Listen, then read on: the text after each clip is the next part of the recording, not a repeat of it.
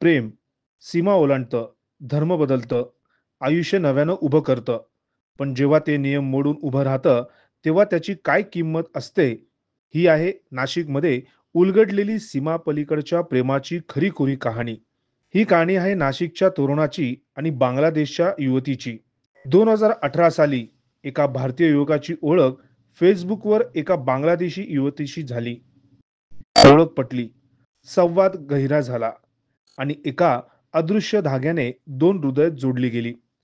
प्रेमाच्या ओढीने युवतीने छुप्या मार्गाने बॉर्डर ओलांडली, मुंबई गाठली.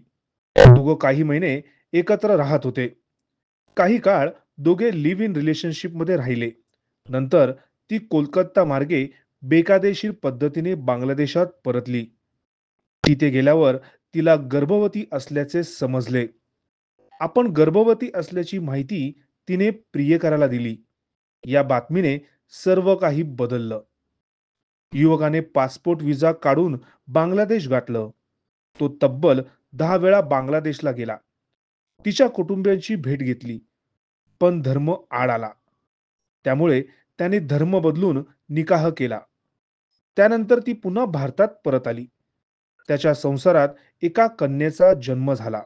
काही महिन्यांनी युवतीने पासपोर्ट व व्हिसा फाडून टाकला.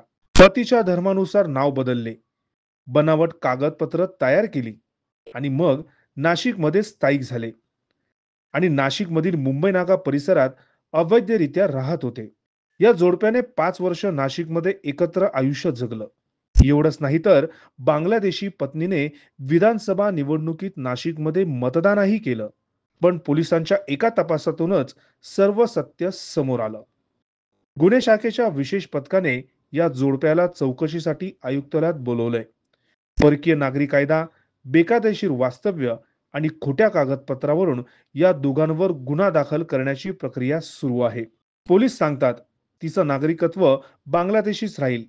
बाळ जरी भारतात वाढलं तरी आईचं नागरिकत्व बाळावर परिणाम करतं. भारतीय युवकाने परकीय युवतीला आश्रय दिला, बनावट कागदपत्र तयार केली.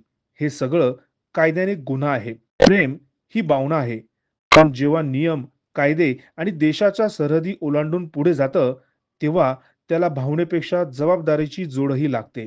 ही कथा आहे प्रेमाची, पण तीच कथा आता न्यायाच्या दरवाजापर्यंत पोचली आहे.